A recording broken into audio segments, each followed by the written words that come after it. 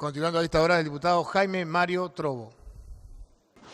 Señor presidente, el pasado 28 de septiembre de 2016 falleció Shimon Peres, un estadista reconocido universalmente que dedicó sus mayores esfuerzos intelectuales, políticos, diplomáticos a la causa de su pueblo, el pueblo de Israel. Y realizó su peripecia de vida condicionado, sí, por el amor por su pueblo, pero también por la evolución de sus convicciones pacifistas, sabiendo que en el éxito de su tarea estaba condicionada la paz y la convivencia en un territorio de persistentes amenazas a estas. Peres nació el 15 de agosto de 1923 en Visniev, en territorio de Polonia, hoy territorio de Bielorrusia. A los 11 años emigró con sus padres a Palestina, la que aún estaba administrado por el mandato británico. Estudió en una escuela agrícola, participó en la fundación de un kibutz y sus convicciones sionistas y socialistas le llevaron a integrarse muy joven al Partido Laborista hacia 1946. Comenzó su carrera política cerca de 1950 y durante las siguientes 6 décadas logró llegar dentro del Estado de Israel a las más altas posiciones. 60 años de vida pública, con las particularidades que ésta tiene, perdiendo y ganando, teniendo a su cargo responsabilidades de primera línea o simplemente estando en un segundo plano, pero representando a quienes lo acompañaban. Además de ser primer ministro de Israel en 2 períodos, fue 2 veces viceprimer ministro, ministro de Defensa, 4 veces ministro de Exteriores y miembro del Parlamento israelí, la Knesset, entre 1959 y 2007. Llegó Peres a ser líder del Partido Laborista y ocupó ministerios de Desarrollo, de Transporte e Inmigración, entre otros cargos. Gracias a su prestigio y trayectoria, en 2007 fue elegido presidente de Israel.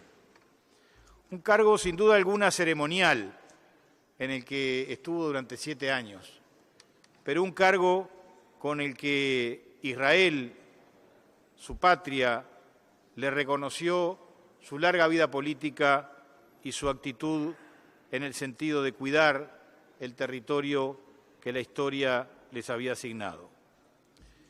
El desempeño de varios ministerios en los gobiernos de personalidades destacadísimas de la vida política de Israel e internacional, como Golda Meir e Isaac Rabin, con quien ocupó la cartera de Defensa, cargo que lo proyectó a la presidencia del gobierno tras la dimisión de Rabin en 1977, fueron dando la pauta de la personalidad política de Shimon Peres, que se fue significando cada vez más como un partidario de una paz negociada entre Israel y los árabes, que incluyera concesiones a los palestinos. No olvidemos que Shimon Peres había sido combatiente, había sido integrante de grupos armados en la lucha por el Estado de Israel, pero la evolución de su personalidad política le llevaron a acercarse cada día más al concepto de un Israel seguro, viviendo en una zona segura y en convivencia con sus vecinos, o en buena convivencia con sus vecinos.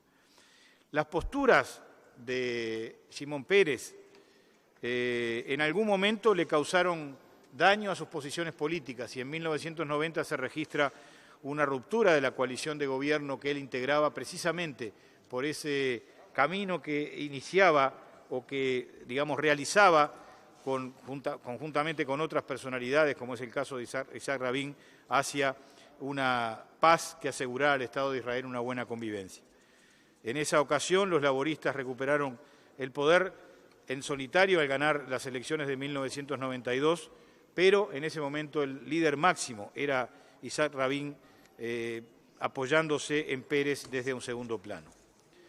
Como ministro de Asuntos Exteriores del Estado de Israel, impulsó la apertura de conversaciones de paz con los países árabes y con la OLP, dirigida o conducida, liderada por Yasser Arafat.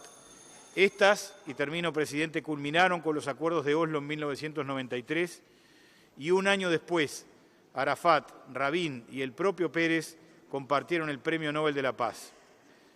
Pero el asesinato de Rabin en 1995 convirtió a Peres en el primer ministro y la posterior victoria electoral del Likud en 1996, que desalojó a los laboristas del poder, frenaron el proceso. Quiero terminar, señor presidente, señalando en dos frases de Shimon Peres el sentido de su peripecia política en la búsqueda de la seguridad y la paz. Cuando se refería a los acuerdos de Oslo decía: lo que estamos haciendo hoy es más que firmar un acuerdo, es una revolución. Estamos apenas en el principio de la historia y tenemos un largo camino adelante. Estamos tratando de darle un fin al fuego del odio y a los metales de la hostilidad que traen muerte y terror y pobreza a millones de personas en nuestra región.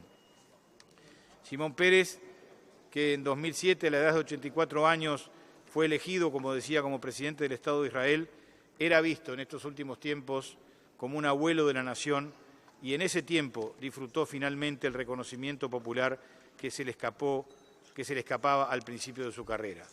Luchó por un lugar para su pueblo, un lugar milenario en el que su pueblo había vivido, y no se alienó con la idea, sino que la elevó con acciones políticas y diplomáticas para que ese lugar fuera seguro. Pero para que fuera seguro, optó por la estrategia de la convivencia, que al final, aunque no ha podido concluir la obra, terminará por verla desde el más allá algún día. Solicito, señor presidente, que se remitan estas palabras al Ministerio de Relaciones Exteriores, a la Embajada de Israel, a la Knesset y a las organizaciones de la comunidad judía en nuestro país. Muchas gracias. En consideración, lo que solicita el señor diputado, lo que estén por la afirmativa.